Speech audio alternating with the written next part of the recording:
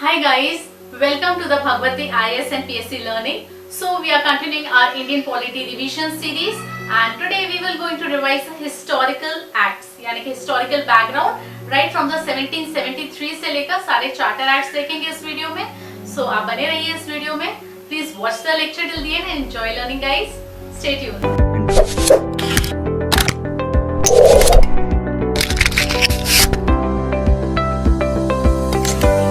Here comes the question number 1. Which one of the following acts laid down the foundation of the British administration in India? Your options: 1. A. That is Regulating Act of 1773. B. Pitt's India Act of 1784. C. Charter Act of 1833. D. The Government of India Act of 1858. Your time starts right now, guys.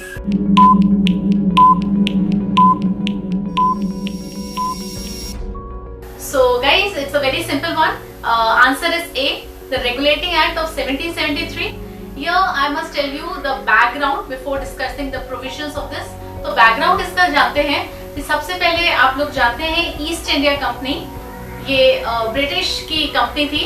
ये आई थी भारत में 1600 में, 1600 में ये company आई थी trade करने के लिए और ग्रेजुअली इन्होंने अपनी बहुत सारी इंडस्ट्रीज फैक्ट्रीज करी और फिर उसके बाद इन्होंने अपना पॉलिटिकल एडमिनिस्ट्रेशन गेन करने के लिए इन्होंने बहुत सारे बैटल्स करे, जैसे कि आप जानते हैं battle of Plassey, battle of Buxar. Battle of Buxar के बाद इनको जो पूरा बंगाल एरिया था, बंगाल में बिहार है, उड़ीसा है, बंगाल, इसका एडमिनिस्ट्रेशन मिल गया था. तो इससे इनके पास पॉलिटिकल पावर्स आ गई थी. If you remember Robert Clive का 1765 का जो डुअल गवर्नमेंट सिस्टम था जिसमें एक निजामत राइट्स होते थे जो रूलर्स को दिए जाते थे और एक दीवानी राइट्स होते थे जिसमें रेवेन्यू वगैरह सिविल राइट्स होते थे. तो ये राइट किसको मिल गया था? East India company. तो एक्चुअल पावर्स किसके पास थी? ईस्ट इंडिया कंपनी की. अब इसका मिसयूज होने लगा.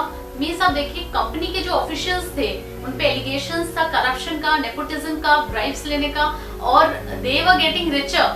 But at the same time, the company's economy was getting declined. यहाँ तक कि कंपनी का दिवालिया घोषित होने ही वाला था. उन्हें सस्टेनेबिलिटी के लिए पैसों की जरूरत थी. That's why at that time they applied for the loan. और लोन किसने दिया? ब्रिटिश गवर्नमेंट ने. Approx 1 million pounds का लोन मिला. और ऐसे में जब ब्रिटिश गवर्नमेंट ने लोन दिया तो डेफिनेटली आपको पता है जब कोई लोन देता है तो अपनी टर्म्स एंड कंडीशंस रखता है. तो ब्रिटिश गवर्नमेंट ने भी कुछ टर्म्स रखी. यही था कि रेगुलेट करेंगे ईस्ट इंडिया कंपनी को इंडिया में.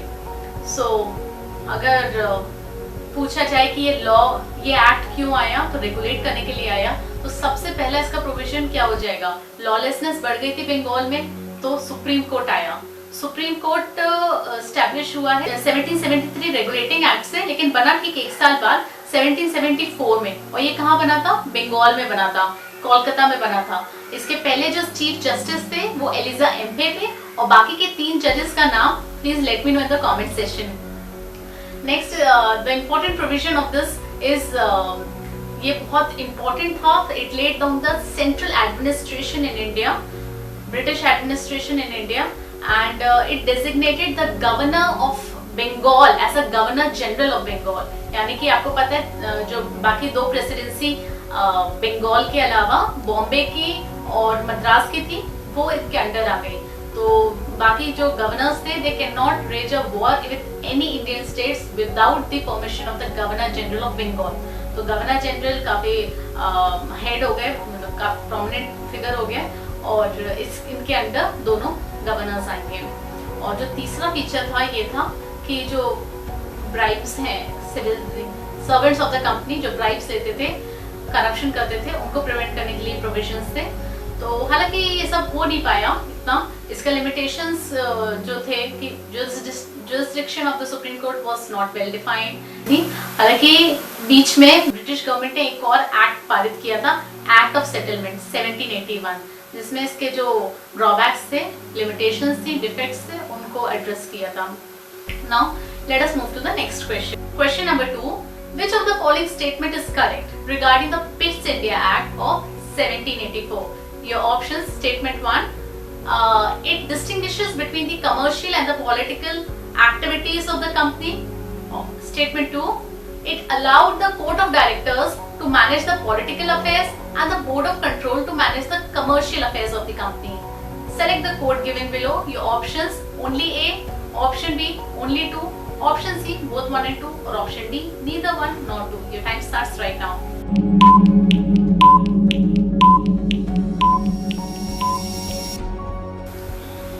So here you can see the statement 1 is correct. Definitely इसमें BOC और COD बना था.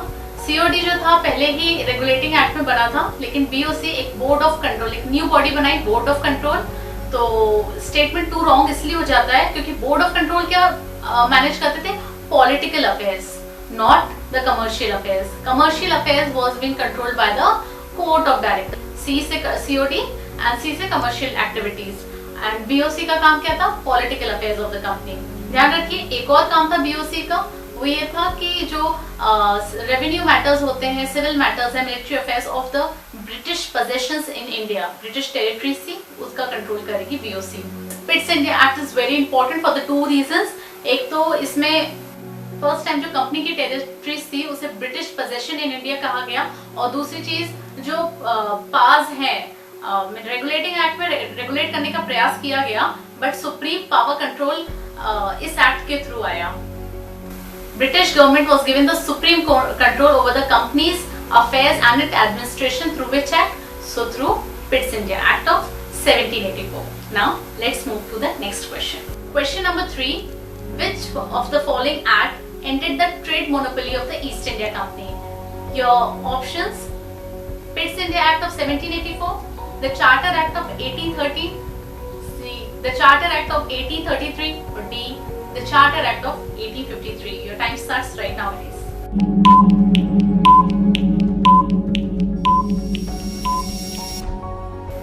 So here the answer is the Charter Act of 1813. Why? Because यहाँ पे ट्रेड मोनोपोली कंप्लीटली एंड करने वाली बात नहीं की थी. सबसे पहले ट्रेड मोनोपोली को एंड किया. एक्सेप्शंस थे 2. एक तो चाइना के साथ ट्रेड चलता था, और दूसरी चीज थी चाय और ओपीएम, या टी एंड ओपीएम का ट्रेड अलाउड था. Except these 2 exceptions, trade monopoly was ended. यहाँ ध्यान रखिए, ट्रेड मोनोपोली एंड हुई है, ट्रेडिंग मना नहीं किया था. ट्रेड मोनोपोली या ट्रेडिंग कमर्शियली एक्टिविटीज कब खत्म हुई थी, कौन से एक्ट में खत्म हुई थी? Late me know in the comment section. Now let's see the other provisions of this act. So here remember कि एक फाइनेंशियल ग्रांट किया था for the revival of the Indian literature. ये किसने किया था? इस एक्ट में एक प्रावधान था कि कुछ फाइनेंशियल ग्रांट देंगे ताकि इंडियन लिटरेचर को रिवाइव किया जा सके. और साथ में सबसे प्रोमिनेंट फीचर ये है कि एजुकेशन के लिए 1 लाख रुपए का जो फंड है वो रिलीज किया गया था गवर्नमेंट, ब्रिटिश गवर्नमेंट ने, ताकि यहाँ के जो पीपल हैं उनको एजुकेट किया जाए, तो साइंस को भी प्रमोट किया जाए. राइट. अच्छा, कुछ अलग जो दूसरे प्रोविजंस हैं कि कंपनी का डिविडेंड फिक्स किया था 10.5%, और यूरोपियन कोर्ट्स को पास दी थी. ये सब उतने इम्पोर्टेंट नहीं है. One more thing you have to remember that through this act only the missionaries got permission to engage in the religious activities. Proselytization कहते हैं. और let's move to the next question. Question number 4. Which of the following statement are correct regarding the Charter Act of 1833? Statement 1. This act was the final step towards the centralization in British India. Statement 2. For the first time, this act created a government of India having authority over the entire territorial area possessed by the British in India. Select the correct code given below. Your options: A only 1, B only 2, C both 1 and 2, or D neither 1 nor 2. Your time starts right now.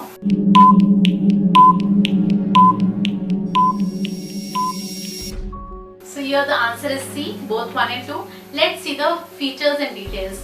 So basically the company's commercial activities was completely closed down through this act. In fact जो China के साथ trade होता था पहले, वो भी बंद कर दिया गया था, और कंपनी को एक तरीके से एडमिनिस्ट्रेटिव बॉडी बना दी थी, प्योरली एडमिनिस्ट्रेटिव बॉडी. दूसरी चीज जो इम्पोर्टेंट है इस एक्ट में वो ये है कि इस एक्ट से ब्रिटिशर्स को परमिशन मिल गई थी कि लीगली वो इंडिया में रह सकते हैं. They can settle freely in India and they got this thing legalisation. Colonies बनाने की लीगल परमिशन मिल गई थी. And through this act only The company की जो territories थी, it will be known as in trust for His Majesty.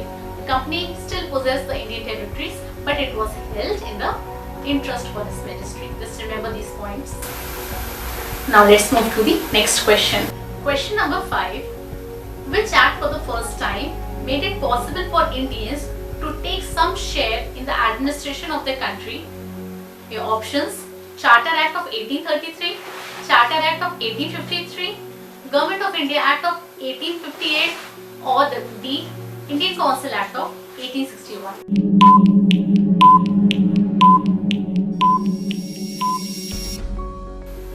So here the answer is C, Charter Act of 1853. So friends, just remember कि Indian Civil Services इस act के through आया था, introduced हुआ था। वैसे इसका प्रयास जो है, कोशिश की गई थी इसके पहले वाले चार्टर में, यानी कि चार्टर एक्ट ऑफ 1833 में, लेकिन it was not successful. It was been opposed by the court of directors, that's why वो इस एक्ट में इंट्रोड्यूस किया था। इंडियन सिविल सर्विसेज किसके रिकमेंडेशन पे हुआ था? It was recommended by the report of the Macaulay. Macaulay ने अपनी रिपोर्ट दी थी 1854 में, और उसके तहत जो सिविल सर्विसेज हैं वो इंडियंस के लिए ओपन था, open for all, and it was on the based of merit. जो फिटेस्ट होगा उनका सिलेक्शन होगा। So this is important and few more points which is important. First, जो गवर्नर जनरल की काउंसिल थी, एग्जीक्यूटिव काउंसिल, वो उसको डिवाइड कर दिया। Council was divided into two things, मतलब एक एग्जीक्यूटिव काउंसिल अलग और लेजिस्लेटिव काउंसिल अलग। तो जो लेजिस्लेटिव काउंसिल थी उसमें 6 नए लेजिस्लेटर्स जुड़े थे, मतलब 6 नए मेंबर्स जुड़े थे। उसमें से जो 4 मेंबर्स थे वो रिप्रेजेंटेटिव थे, इंडियन रिप्रेजेंटेटिव। मींस आपकी जो 4 प्रेसिडेंसीज थी, बॉम्बे, बंगाल, मद्रास एंड आगरा, वहां से नॉमिनेटेड थे, और बाकी 2 और इंडियंस थे। और फिर इसमें देखेंगे कि ये जो लेजिस्लेटिव काउंसिल बनी थी, उनका काम था, they were acting as a mini parliament for India. So just like British Parliament में प्रोसीजर चलता था, legislations चलता था, laws बनते थे, उसी तरीके से मिनी पार्लियामेंट कौन एक्ट कर रहा था? गवर्नर की लेजिस्लेटिव काउंसिल, जिसे सेंट्रल लेजिस्लेटिव काउंसिल भी कहते हैं। So it was created first time through this act, Charter Act of 1853. One more thing, जो 4th मेंबर थे इसमें लेजिस्लेटिव काउंसिल में, उसमें एज अ लॉ मेंबर जो थे वो मैक्विले थे, और he has the right to vote at the time. This is all from my end. I hope you people have enjoyed the lecture. If you have any doubts and queries, please let me know in the comment section. Like this video if you found it useful, share among your friends, subscribe it if you haven't already, and hit the bell icon so that you get the notification of my upcoming videos. Thank you so much guys for listening. Take care.